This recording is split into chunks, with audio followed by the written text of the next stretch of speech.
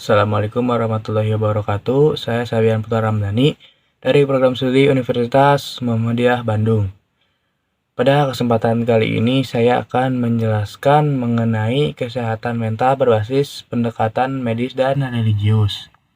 Nah, pada kajian ini meliputi perspektif psikologi dalam bidang psikologi klinis, pendidikan, sosial, maupun psikologi industri.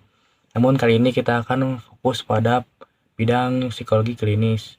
Jadi terdapat dua macam tradisi penyembuhan di berbagai belahan dunia. Salah satunya adalah institusi medis dan institusi dari keagamaan. Nah, yang pertama, dalam institusi keagamaan ini meliputi tentang fisik serta psikologis klien yang memiliki gangguan dan kiblat keilmuannya itu dari institusi ini lebih ke timur. Yang kedua, lalu penyembuhan institusi medis berkaitan erat dengan ilmu-ilmu yang berdasarkan pada sains. Lalu dalam medis ini lebih berpusat keilmuannya itu ke arah barat. Nah, pada saat keduanya saling mendekatan bekerja sama itu, tapi di saat yang lain juga saling berkonflik dan terpisah. Namun kemudian berhasil mengatasi konflik dan mencapai resolusi. Nah, tradisi yang diajarkan setiap agama terkait fisik dan psikologi itu berbeda-beda. Pertama, dalam agama Hindu ada sistem Ayurveda yang membahas tentang cara hidup sehat dan berkelanjutan. Lalu agama Buddha ditujukan untuk meraih pencerahan yang juga memiliki dampak tersendiri terhadap kesejahteraan secara psikologis. Nah, dalam agama Kristiani tertulis dalam kitab Injil yaitu kerajaan Tuhan dan untuk menyembuhkan. Lalu dalam agama Islam dapat tercantum dalam Quran Surat Al-Isra ayat 82 dengan terjemahan sebagai berikut. Dan kami turunkan dari Al-Quran sesuatu yang menjadi penawar dan rahmat bagi orang-orang yang beriman. Lalu poin pembahasan yang kedua, pemisahan antara terapi religius dan medis.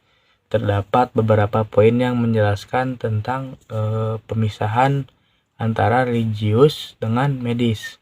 Nah, pada peradaban barat kuno, peran tokoh agama itu sangat dominan karena dilandasi pada aspek religius sampai tahap ilmu kedokteran. Contohnya penerapan medis oleh pemuka agama.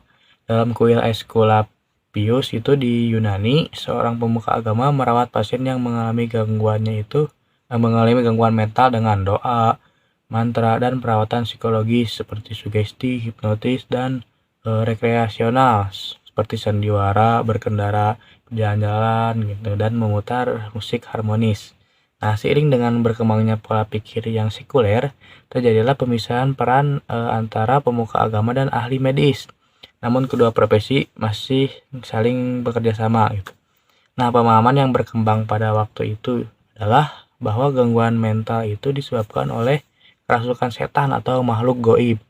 Jadi terapi terdiri dari ritual berdoa, air suci, lulus ludah dari pemuka agama, sentuhan artefak-artefak, kunjungan ke tempat-tempat suci, dan pengusiran roh. Nah, seiring dengan berkembangnya kepercayaan bahwa perilaku abnormal dapat disembuhkan dengan teknik pengusiran setan, perawatan terhadap pasien, dan sebagainya menjadi lebih radikal dan terkesannya itu kasar. Nah, jadi keberlangsungan ilmu pengobatan Yunani dan Romawi yang memungkinkan para cendekiawan Muslim untuk meneruskan tradisi ilmiah ini itu dengan menggabungkan antara ajaran Islam dengan pemikiran yang modern. Diberi nama pengobatan Islamnya itu Tib Unani atau sistem kedokteran Yunani Islam. Nah, salah satu tokoh yang terkenalnya itu adalah Ibnu Sina. Ibnu Sina itu tokoh yang terkenal pada saat itu. Nah, didirikannya itu di Baghdad dan kemudian diikuti di Damaskus dan Aleppo. Lalu pada abad ke-16, dorongan untuk menekuni pengetahuan kedokteran modern itu mulai lagi dimunculkan dengan pengenalan ulang sistem pembelajaran Helenik yang dilakukan oleh cendekiawan Muslim. Jadi di sini pemisahan antara agama dan dunia medis tampak sekali gitu, seperti biara secara bertahap menyerahkan tanggung jawab perawatan pasien gangguan mental kepada ahli medis. Lalu poin selanjutnya itu adalah konteks dunia timur. Tradisi keagamaan dalam perawatan mental di Indonesia itu memiliki keterkaitan dengan tradisi keagamaan, terutama dalam konteks pesantren yang berperan sebagai bagi kegiatan spiritual gitu dan pembelajaran agama, serta mulai menjadi tempat rehabilitas bagi penderita gangguan-gangguan mental seperti anak-anak nakal dan sebagainya. Nah, peran pesantren dalam perawatan mental itu tidak hanya sebagai tempat pembelajaran agama, tetapi juga mulai berperan sebagai tempat rehabilitas bagi penderita gangguan mental.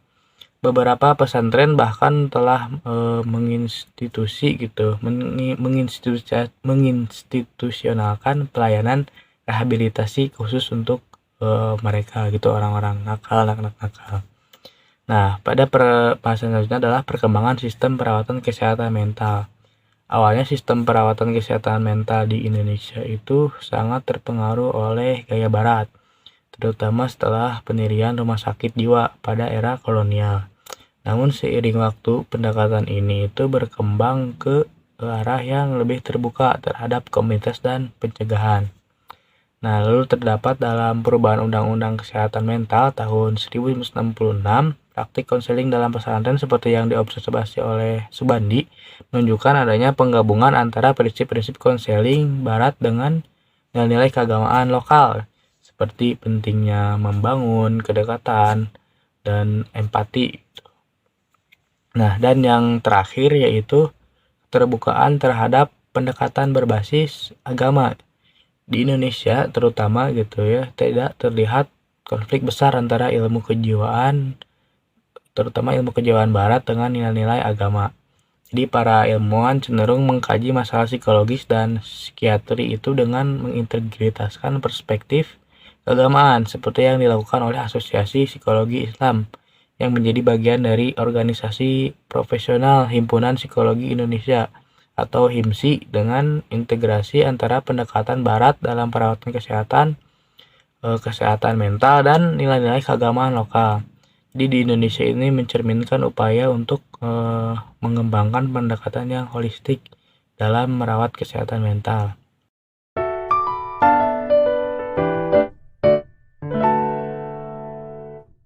Sekian video penjelasan dari saya mengenai kesehatan mental berbasis pendekatan medis dan religius. Mohon maaf bila ada kata-kata yang salah atau kurang berkenan. Mohon maaf bila ada kata yang kurang jelas juga. Mohon dimaafkan. Assalamualaikum warahmatullahi wabarakatuh.